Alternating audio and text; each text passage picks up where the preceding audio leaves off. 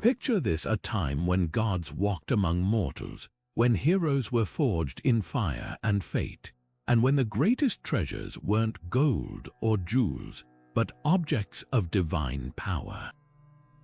In the heart of ancient Greece, where the Aegean Sea whispered secrets to the shores, one legendary quest stands above them all: the tale of Jason and the Golden Fleece. This isn't just a story of adventure.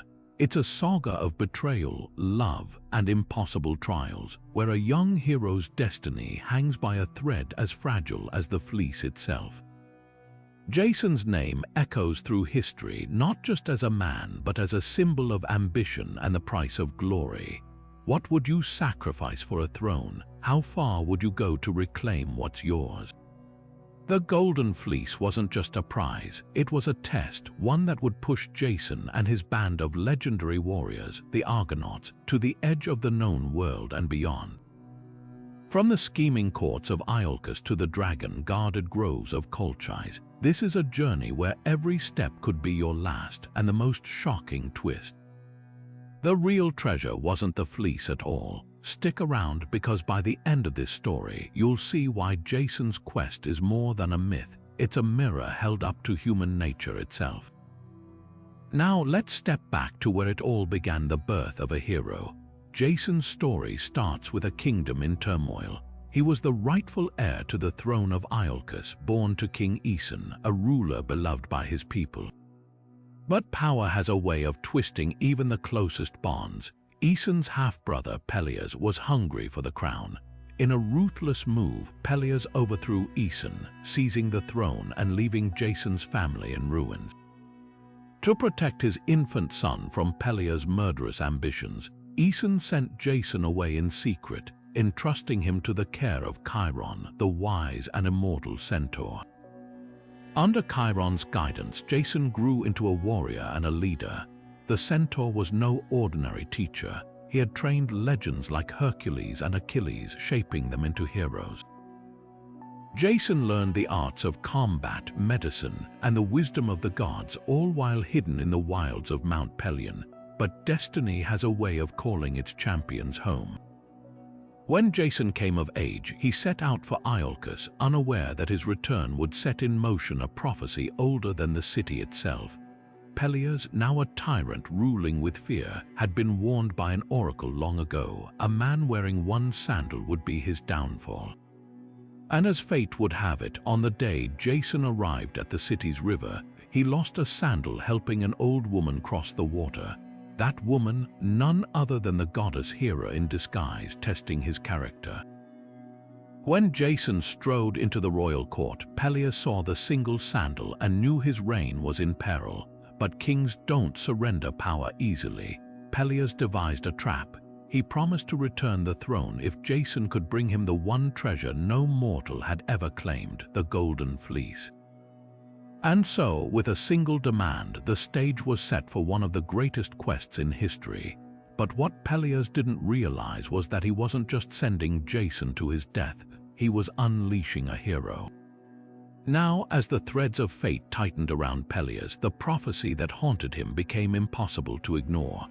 Years before Jason's return, an oracle had delivered a chilling warning. A man wearing only one sandal would one day strip him of his stolen throne. That prediction festered in Pelias' mind like a curse, turning every stranger into a potential threat. He ruled Iolcus with an iron grip, silencing dissent and clinging to power through fear. But no amount of cruelty could outrun destiny. When Jason arrived at the river outside the city, he had no idea his simple act of kindness would seal his fate. The old woman struggling to cross the water was Hera in disguise, the queen of the gods herself, testing his heart. Without hesitation, Jason carried her to safety, losing a sandal in the rushing current. Little did he know, that moment marked him as the man from the prophecy. As he entered the royal court, his single bare foot sent a wave of terror through Pelias. The king's worst fear stood before him, young, strong, and rightful heir to the throne. Pelias masked his panic with cunning. He couldn't kill Jason openly without turning the people against him, so he crafted a trap disguised as an offer. With false warmth, he promised to surrender the crown if Jason could retrieve the Golden Fleece, a relic so guarded by magic and monsters that no hero had ever survived the attempt. To Pelias, it was a death sentence, but to Jason, it was the call to adventure that would define his legend. The stage was set, and the quest for the fleece began not just as a test of strength, but as a collision of prophecy and ambition. And as we'll soon see, the gods were watching, ready to tip the scales in their own mysterious ways. Now, with the trap set, Pelias revealed the true weight of his challenge. The Golden Fleece was no ordinary treasure. It was a relic of divine power, said to be the fleece of a golden ram sent by the gods themselves. Hung in the sacred grove of Ares in distant Colchis, it was guarded by a dragon that never slept, its coils wrapped around the trunk of an ancient oak. To even reach it, Jason would have to sail beyond the edge of the known world, facing storms, monsters, and kingdoms hostile to outsiders. Pelias knew this was no mere quest, it was a suicide mission disguised as a hero's trial. But Jason, fueled by the fire of youth and the certainty of his birthright, accepted without hesitation. In that moment, the quest became more than a test of strength. It was a battle of wills between a usurper clinging to power and a prince determined to reclaim what was stolen. The gods, too, had their stakes in this game. Hera, who had tested Jason at the river, saw in him the instrument of her vengeance against Pelias, a king who had long scorned her worship. She whispered in the winds, stirring the hearts of heroes across Greece to join Jason's cause. Word spread like wildfire, and soon the greatest warriors, seers, and adventurers of the age rallied to his side. Among them were Hercules, whose strength could topple mountains, and Orpheus, whose music could charm even the stones. Atalanta, the swift-footed huntress, and the winged sons of the north wind, Zetes and Calais, all pledged their blades to the voyage. Together, they would become the Argonauts, named for the ship that would carry them into legend. Pelias, watching from his palace, underestimated the power of destiny. He thought the fleece was an impossible prize, but Jason saw it as the key to his future. And so, with the gods as silent players and a crew of legends at his back, the quest for the Golden Fleece began, not just as a trial for a throne, but as the making of a myth that would echo through the ages. The next chapter would take them across treacherous seas, where every wave hid a new danger and every shore a fresh test of their courage. With the crew assembled, the next challenge was crafting a vessel worthy of such a legendary voyage. Under the guidance of the master shipwright Argus, the Argo began to take shape not just as a ship, but as a marvel of both mortal skill and divine favor. Built from the finest timber of Mount Pelion, its hull was reinforced with beams strong enough to withstand the crushing jaws of the open sea. But what truly set the Argo apart was the touch of the gods. Athena herself, the patron of heroes and craftsmen, blessed the ship with a prow carved from sacred oak from Dodona, the whispering grove where the trees spoke the will of Zeus. This living wood gave the Argo a voice, murmuring warnings and guidance to its crew in moments of peril. The ship's design was unlike anything Greece had seen before. 50 oars lined its sides, each manned by a hero handpicked for strength and skill. Its sails, woven with threads dipped in the waters of the river Styx, could catch even the faintest breeze, ensuring the Argo never stalled in dead calm. And then there was the most extraordinary gift of all, a fragment of the talking beam from Apollo's temple, set into the keel which would hum with prophecy when danger neared. As the final nails were driven and the last ropes secured, the Argo stood ready, a vessel built not just for travel but for destiny. It was more than wood and sail. It was a symbol of unity, carrying the hopes of every hero aboard. With the ship complete, the Argonauts gathered one last time before setting sail, their names already etching themselves into legend. The Argo awaited them, its prow turned toward the horizon, where storms, monsters, and glory lay in wait. The next phase of their journey would test not just their strength, but the very bonds that held them together as a crew. With the Argo now ready to carve its name into legend, the time had come to meet the extraordinary heroes who would man its decks. This was no ordinary crew. Each Argonaut brought their own legendary talents, forging a team as diverse as it was formidable. Take Hercules, the mightiest of them all. His raw strength was unmatched, capable of crushing boulders with his bare hands and wrestling monsters into submission. But beneath that brute force lay a heart fiercely loyal to his comrades, a trait that would prove just as vital as his power. Then there was Orpheus, the poet whose music could charm even the gods. His lyre wasn't just for entertainment. It would soothe storms, calm savage beasts, and even sway the spirits of the underworld when the journey grew dire. And who could forget Atalanta, the huntress whose speed and precision made her peerless with a bow? She was a storm of arrows and agility, outrunning men and outmatching them in skill. But her presence meant more than just another fighter. She shattered expectations, proving that heroism knew no gender. These were just a few of the faces that crowded the Argo's deck. There was Castor and Pollux, the twin sons of Zeus, one a master horseman, the other a champion boxer. Zetes and Calais, the winged brothers whose speed in the air would save them from deadly traps. And let's not forget Pelias, father of the great Achilles, whose wisdom and steady hand would keep the crew united when tempers flared. Together, they were more than a crew. They were a mosaic of courage, cunning, and raw talent. Each had their role, their moment to shine, and their demons to face. But for now, as the Argo's sails caught the wind, they stood shoulder to shoulder, bound by a single purpose. The sea ahead was uncharted, but with heroes like these, even the impossible seemed within reach. And as we'll soon see, their first trials would test that unity in ways none could predict. With a crew assembled and the Argo cutting through the waves, the real test of their journey began almost immediately. The open sea, as vast as it was unpredictable, wasted no time in reminding them that no amount of heroism could tame nature's fury. A violent storm descended, turning the sky black and the waves into towering walls of water that threatened to swallow the ship whole. Even Hercules, with all his strength, could do little but hold on as the Argo pitched and groaned under the assault.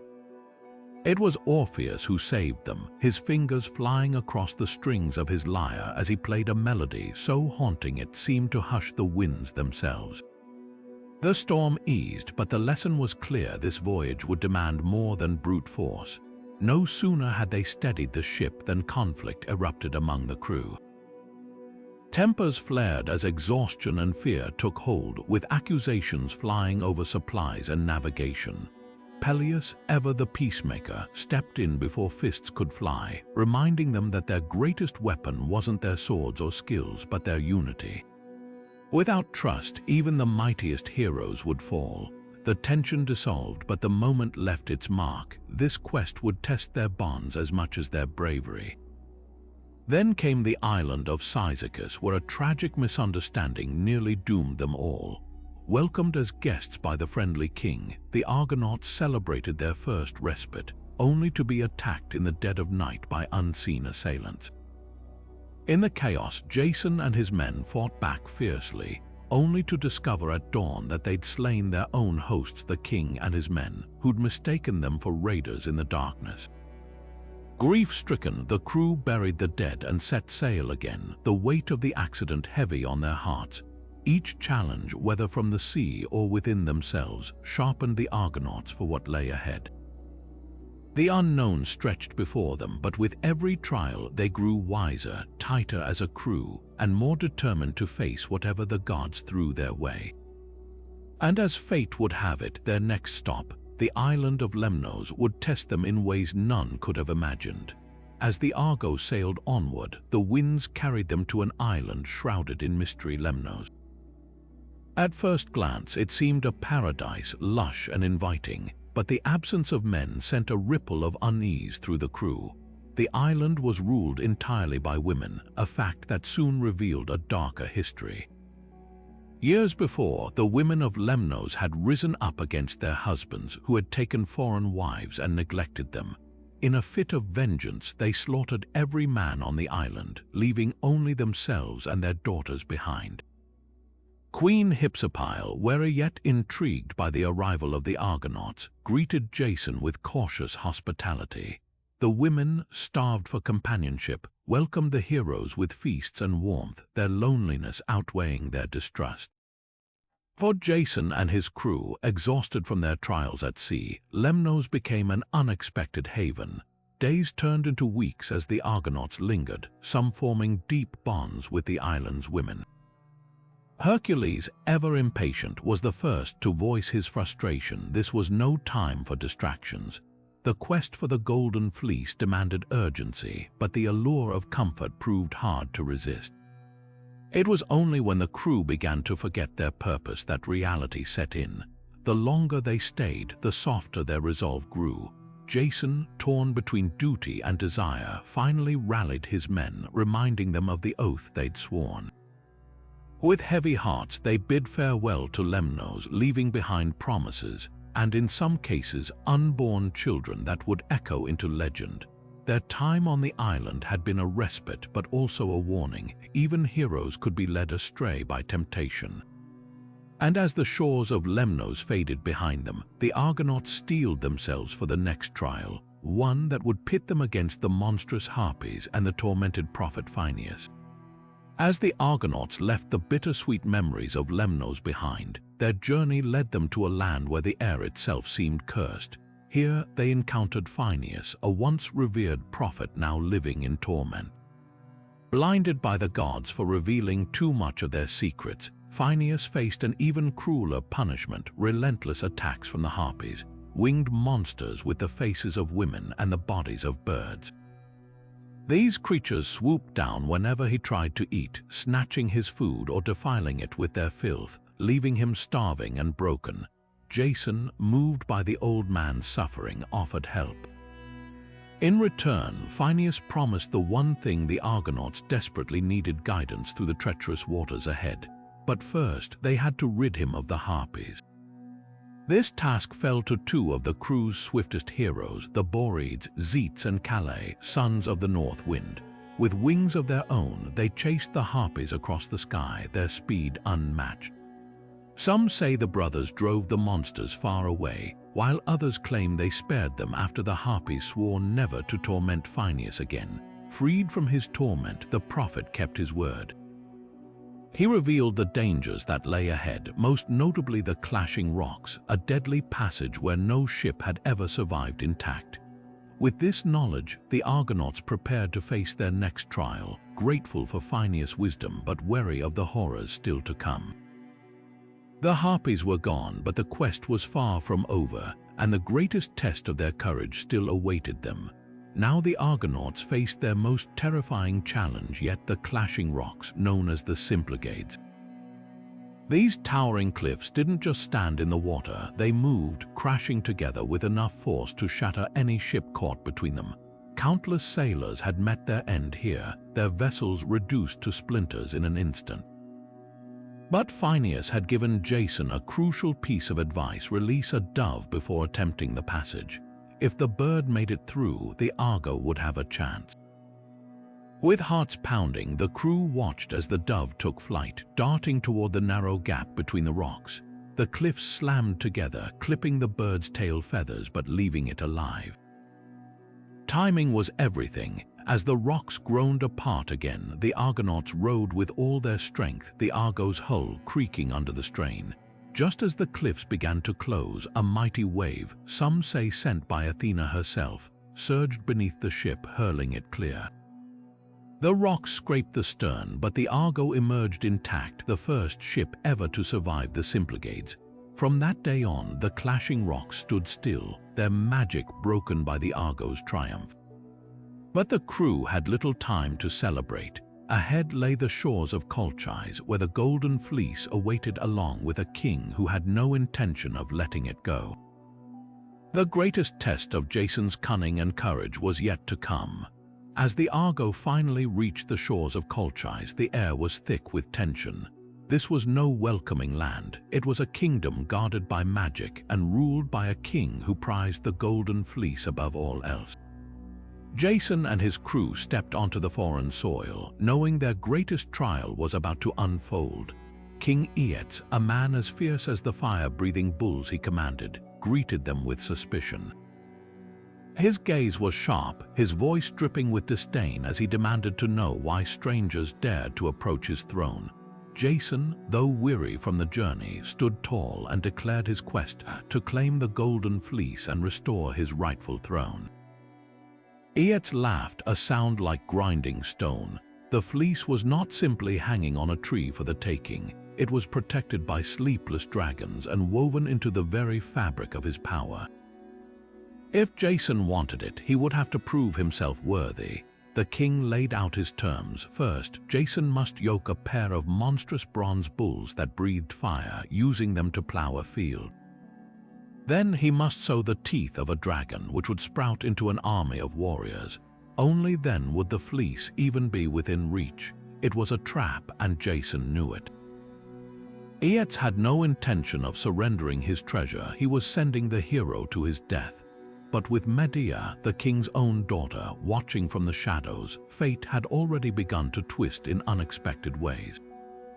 The real challenge wasn't just the tasks ahead. It was surviving the wrath of a king who played with lives like pieces on a board. As the tension between Jason and King Aetes reached its peak, another figure stepped into the story, one whose influence would change everything. Medea, the king's own daughter, watched from the shadows with a mix of curiosity and intrigue. She wasn't just any princess, she was a powerful sorceress, trained in the darkest arts of magic, and her gaze lingered on Jason with an intensity that went beyond mere interest. The gods had already set their plan in motion. Eros, the mischievous god of love, had loosed one of his enchanted arrows, striking Medea's heart the moment she laid eyes on Jason. What began as fascination quickly burned into obsession, a force so strong it overrode loyalty to her father and kingdom. Medea saw something in Jason, not just a hero, but a man who could be hers. And where love took root in her heart, betrayal soon followed. She knew her father's games. The tasks he'd given Jason were meant to destroy him, but Medea had no intention of letting that happen. Her magic could turn the tide, and her knowledge of Colchise's secrets made her the only ally Jason couldn't afford to lose. Yet helping him would mean defying her own blood, risking everything she'd ever known. The stage was set for a collision of love, magic, and treachery. With Medea now in the mix, Jason's quest was no longer just about strength or courage. It was about whether her devotion would be his salvation or his undoing. And as the first trial loomed, one thing became clear. The real power in Colchise wasn't just the Golden Fleece, it was the woman who decided Jason's fate rested in her hands.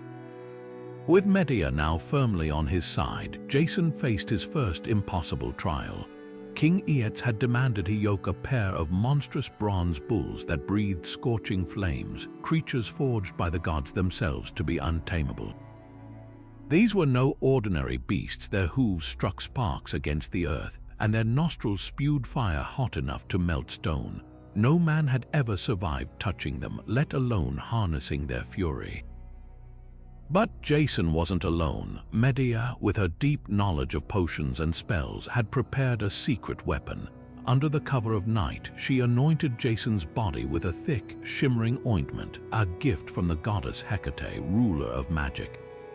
The moment the salve touched his skin, it formed an invisible shield, one that no flame could penetrate. As dawn broke, the people of Colchise gathered to watch the spectacle, certain it would end in disaster. The bulls charged, their fiery breath turning the air into an inferno. Yet when the flames licked at Jason's body, they didn't burn him. The crowd gasped as he seized the beasts by their horns, wrestling them into submission. With Medea's magic coursing through him, he forced the bulls into their harnesses and plowed the field as commanded, turning the earth into rows of smoldering furrows. This was more than just a trial of strength, it was a test of trust. Jason had placed his life in Medea's hands, and she had delivered, but the king's fury only grew. Aetes had expected Jason to fail, and now he realized his daughter's betrayal was the key to the hero's survival. The stakes had risen, and the next trial, sowing the teeth of a dragon, would be even deadlier.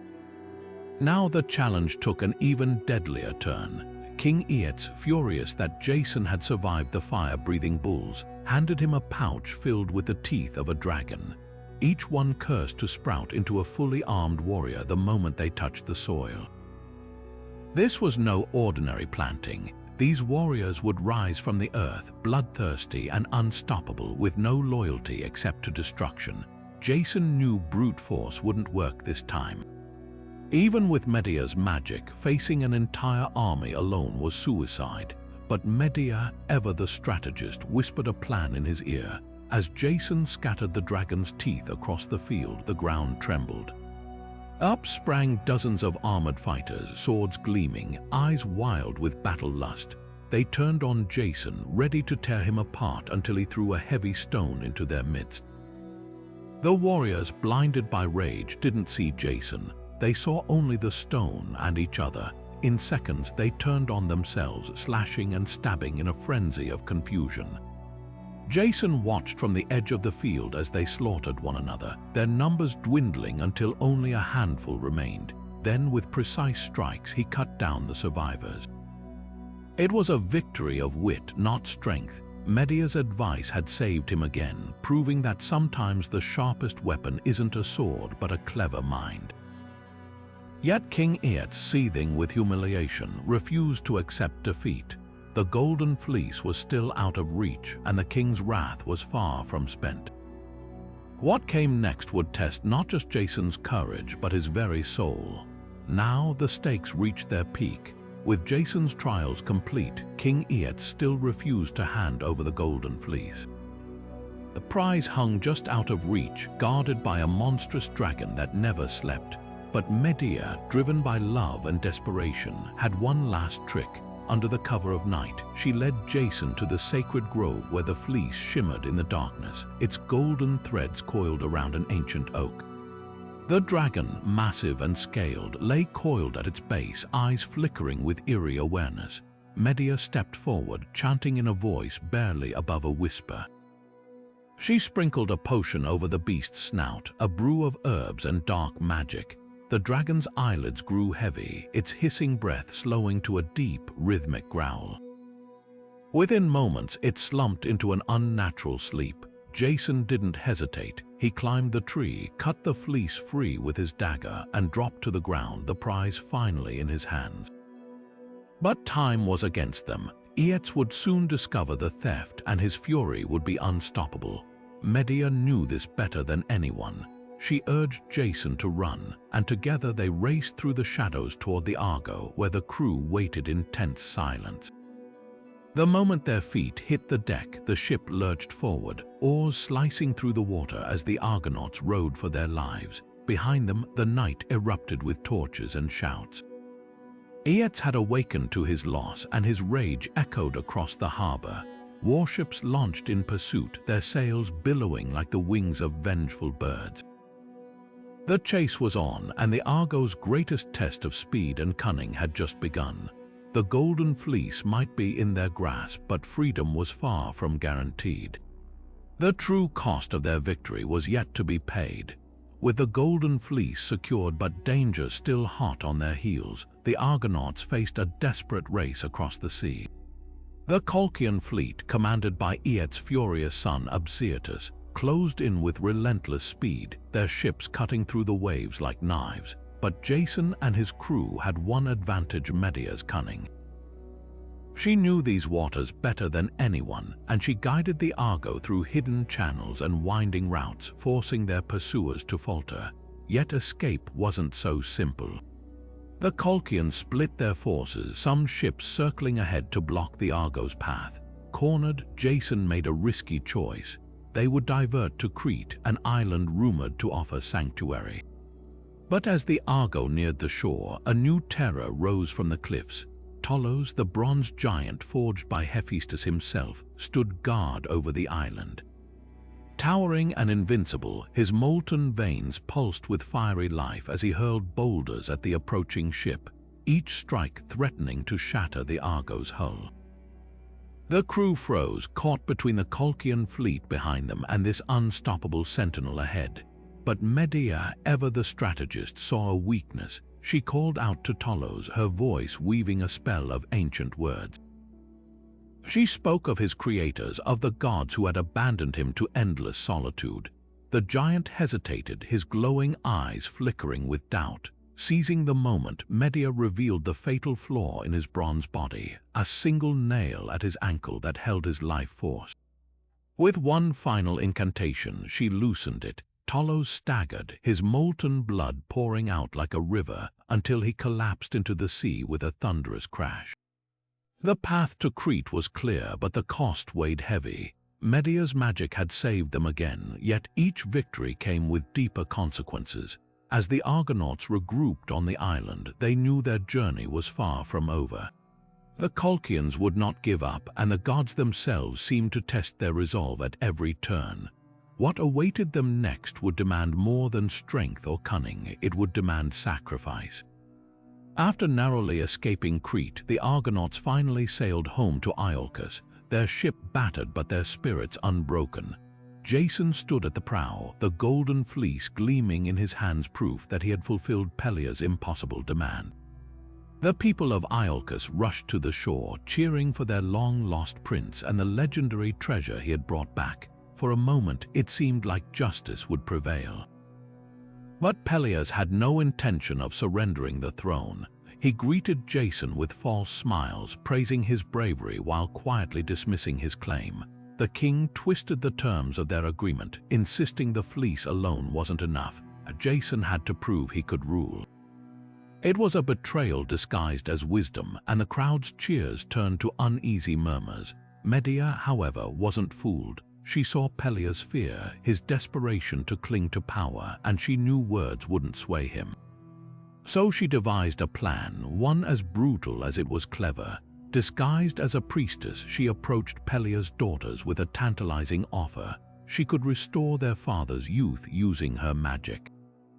Skeptical at first, the princesses watched as Medea demonstrated her power by cutting an old ram into pieces, boiling it in a cauldron, and pulling out a lively young lamb.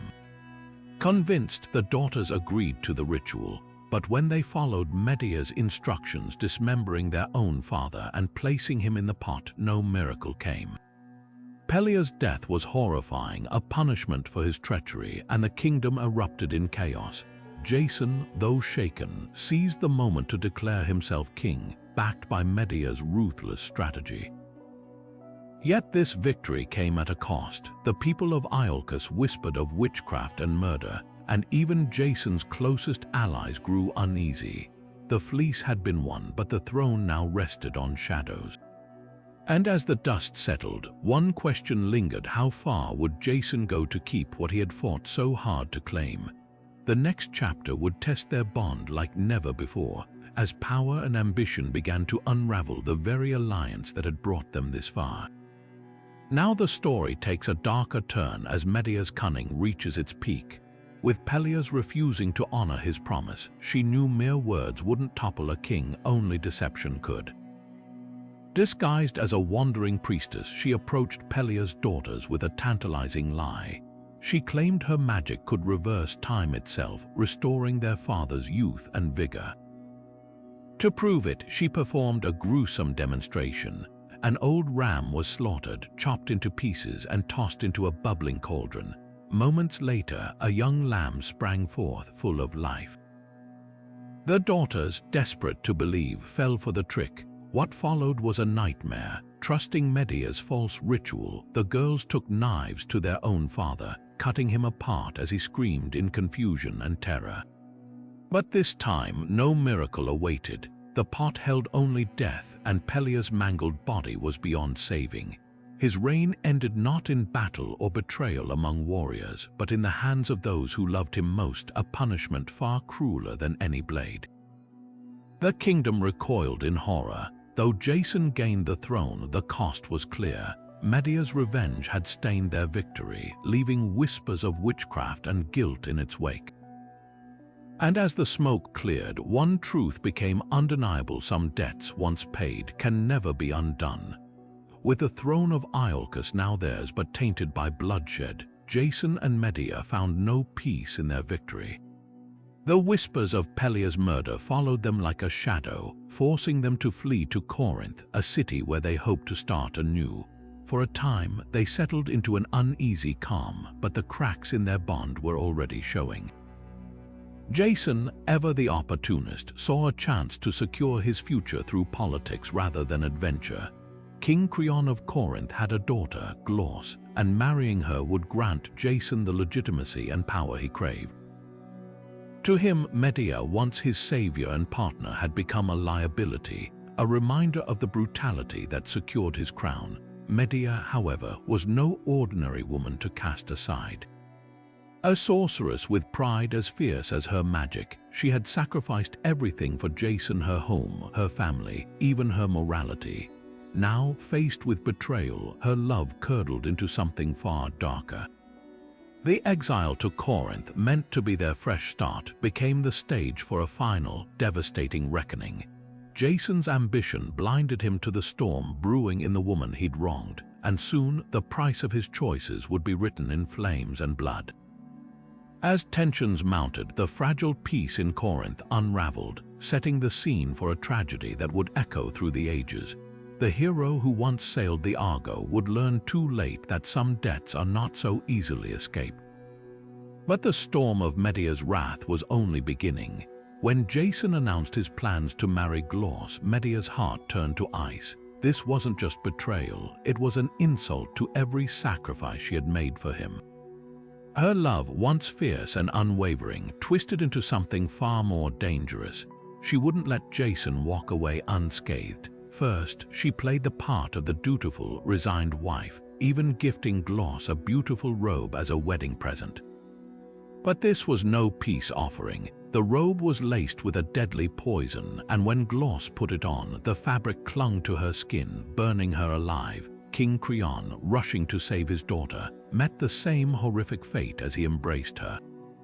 The palace erupted in chaos, but Medea wasn't finished. Her final act of vengeance was the unthinkable. To destroy Jason completely, she turned her knife on their own children, the sons she had once cherished. Some versions of the myth say she did it to spare them a life of shame, others that it was pure retribution. Either way, the message was clear: Jason would lose everything just as she had. As the screams faded, Medea fled Corinth in a chariot pulled by dragons, a gift from her grandfather, the sun god Helios. Jason, arriving too late, could only collapse in grief before the bodies of his children and the ruins of his ambitions. The hero who had once sought glory now stood broken, realizing too late that no quest had ever cost him as dearly as his betrayal of Medea. And so the woman who had once been his greatest ally became the architect of his undoing, proving that in the world of gods and heroes, some wounds never heal. But even in the wake of such devastation, Jason's suffering was far from over. Stripped of everything, his family, his honor, even the favor of the gods, he became a shadow of the hero who once sailed the Argo. The gods who had once smiled upon his quest now turned their backs. Hera, his longtime protector, abandoned him, seeing no worth left in a man who had broken his oath so callously. With no home and no allies, Jason wandered Greece as a broken man. The once proud leader of the Argonauts now begged for scraps, his name spoken only in whispers, a cautionary tale of ambition's cost. Years passed and his body grew frail, but his mind remained sharp, haunted by memories of Medea's curse and the children he'd failed to protect. In the end, Jason's death was as pitiful as his downfall. He returned to the rotting hull of the Argo, the ship that had once carried him to glory, now crumbling on the shore. As he sat beneath its decaying beams, a piece of the mast broke loose, crushing him instantly. Some say it was an accident, others that the gods had one final punishment in store. Either way, the man who had stolen the Golden Fleece died alone, forgotten by the world he once sought to conquer. And so the legend of Jason ends not with triumph, but with ruin, a stark reminder that even the greatest heroes are not spared the consequences of their choices. But his story doesn't vanish entirely. the Golden Fleece, the prize he fought so hard to claim, would live on, weaving itself into new tales and new destinies. Now let's turn our attention to the Golden Fleece itself, the very prize that set this epic tragedy in motion. After Jason's downfall, the fleece didn't simply vanish into obscurity. Instead, it found its way back to the gods, returned to the sacred grove where it had once hung under the watchful eye of the dragon. Some legends say it was placed among the stars, a glittering reminder of the dangers of greed and broken oath. The fleece's symbolic meaning runs deep. To the ancient Greeks, it represented both divine favor and the corrupting power of ambition. It was a test of heroism, but also a trap for those who sought it for selfish gain. Jason's story isn't the first tied to the fleece. Long before his quest, it belonged to Phrixus, the prince who escaped sacrifice on the back of a golden ram. His survival and the fleece's journey to Colchis set the stage for Jason's own fate, linking their stories in a cycle of destiny and consequence. Even in later myths, the fleece's legacy endured. It became a symbol of unattainable glory, a lesson that some treasures come with too high a price. And while Jason's name faded into infamy, the fleece itself lived on, immortalized in art and poetry, a golden thread woven through the tapestry of Greek mythology. But the fleece wasn't the only remnant of Jason's journey to outlast him. The Argo, the ship that carried him to glory and ruin, would also find its place in legend, as we'll soon discover. Now, shifting our gaze from the Golden Fleece to the vessel that made its quest possible, we find the Argo, a ship as legendary as the heroes it carried. Built by the master craftsman Argus under Athena's guidance, the Argo wasn't just a boat. It was a marvel of its time, infused with divine magic that allowed it to speak prophecies and navigate treacherous waters. Long after Jason's journey ended, the Argo's story continued to captivate the Greek imagination. In time, the gods honored the ship by placing it among the stars, transforming it into the constellation Argo Navis. This celestial tribute ensured that the tale of the Argonauts would never be forgotten, their voyage immortalized in the night sky. But the ship's influence didn't stop there. The Argo became a blueprint for later heroic myths, inspiring stories of daring voyages and impossible quests. From the Odyssey's wandering ships to the adventures of the Argonauticus successors, the legacy of the Argo shaped how Greeks and later cultures viewed the very idea of a hero's journey. Even in ruins, the Argo held power. Some legends claim its timber was preserved as a relic, with fragments said to heal the sick or grant visions. Others whispered that the ship's spirit lingered, a silent witness to the rise and fall of those who sought glory. More than just wood and sails, the Argo symbolized the fragile line between triumph and tragedy, a lesson etched into every plank of its storied hull. And just as the Argo's journey didn't end with Jason, neither did its impact on the world of myth. Its echoes can still be heard in the heroic tales that followed, a testament to the enduring power of a ship that sailed beyond the edges of legend. But what if the Golden Fleece wasn't just a myth? Let's step beyond the legends and into the realm of history and archaeology, where the story of Jason takes on a fascinating new layer. Ancient Colchis, the land where the fleece was said to be hidden, corresponds to modern-day Georgia, a region rich in gold. Some scholars believe the fleece might symbolize early gold mining techniques. Imagine this: miners in Colchis used sheepskins to sift gold dust from riverbeds, leaving the fleeces glittering with trapped particles. Over time, this practical method could have been woven into the myth, transforming a simple tool into a symbol of divine treasure. Archaeological digs in Georgia have uncovered gold artifacts dating back to the same era as Jason's supposed journey, adding weight to the theory. The region's rivers, like the Fasces, were known for their gold deposits, and local tribes had mastered the art of extracting it long before the Greeks arrived. Could the Golden Fleece have been a metaphor for Colchis's real wealth? The idea gains traction when you consider how myths often blur the line between reality and imagination, turning natural resources into objects of wonder. Even the name Golden Fleece might hold clues. In ancient Greek, the word for fleece, koas, was also used to describe a type of sieve, a tool essential in gold panning. This linguistic overlap suggests that the myth's origins could lie in the trade secrets of Colchian miners, guarded so fiercely that they became the stuff of legend. Jason's quest, then, might reflect real Greek ambitions to access these lucrative techniques. Wrapped in the grandeur of heroic adventure, the connections don't end there. Ancient Greek traders frequently ventured to Colchis, bringing back tales of its riches. These accounts, mixed with the supernatural, could have evolved into the epic we know today. So while the Golden Fleece may never have hung from a tree guarded by a dragon, its story likely sprang from very real and very human desires for wealth, knowledge, and the mysteries of distant lands. As we piece together these fragments of history, the myth of Jason feels less like pure fantasy and more like a shimmering reflection of ancient economies and exploration.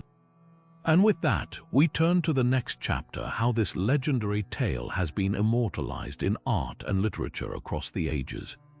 Now let's turn our gaze to how Jason's epic has been captured through the ages, not just in words but in vivid colors and striking imagery. From the earliest days, artists have been drawn to the drama of his quest. Ancient Greek potters, for example, loved painting scenes from the Argonauts' adventures.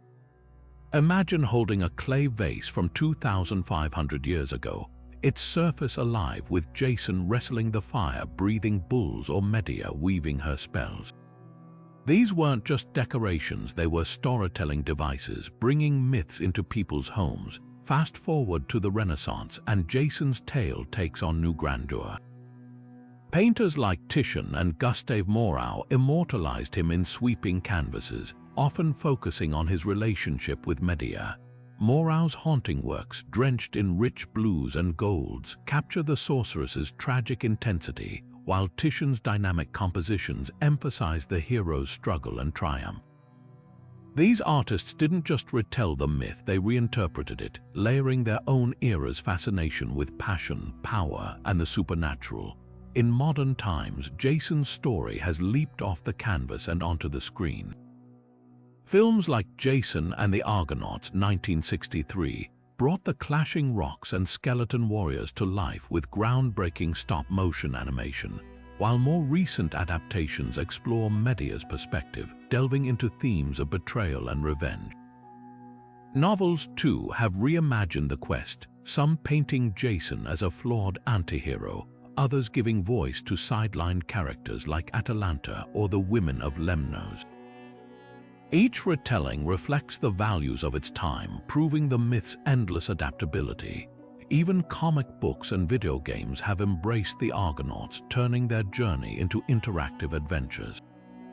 Whether it's a fresco in Pompeii or a blockbuster film, Jason's story endures because it's more than just a quest for gold. It's a mirror held up to human ambition, love, and hubris.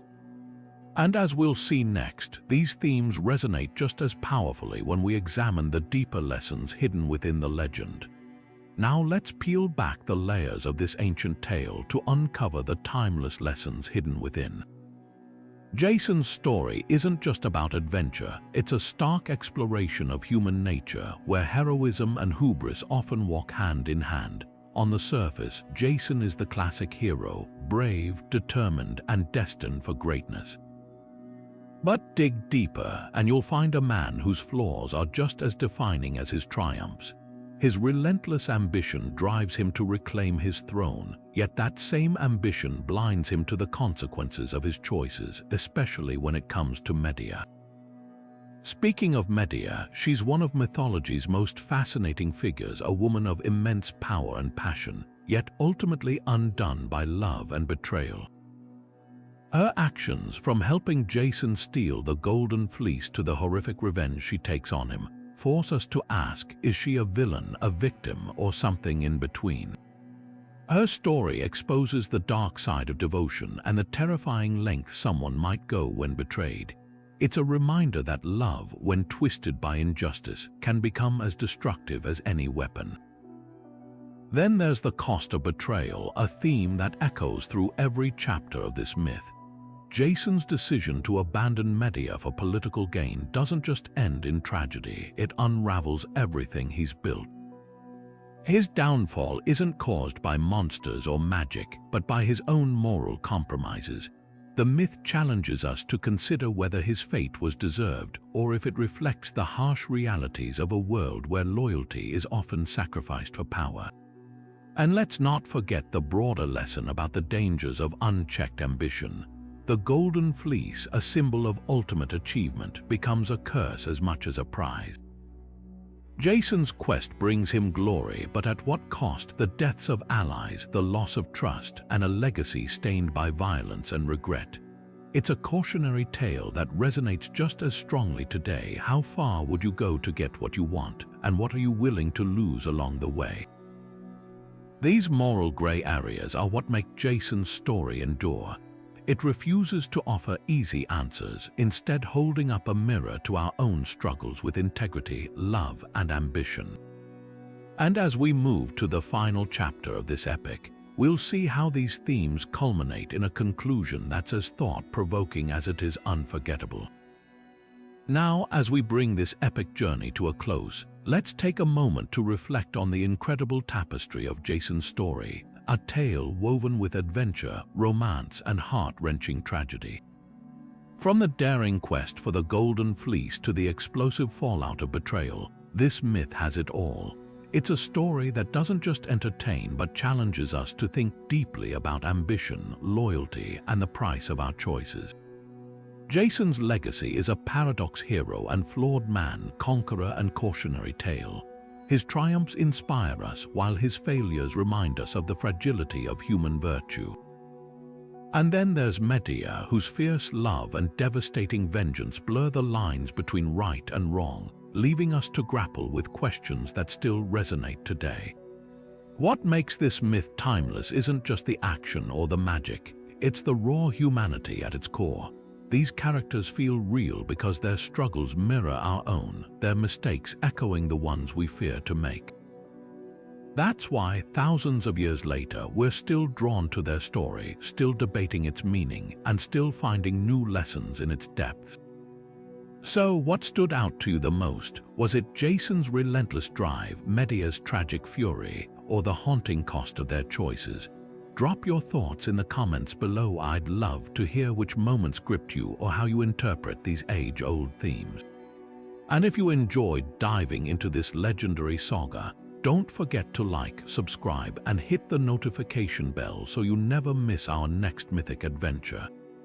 Until then, keep exploring the stories that shape us, because sometimes the oldest tales hold the freshest truths.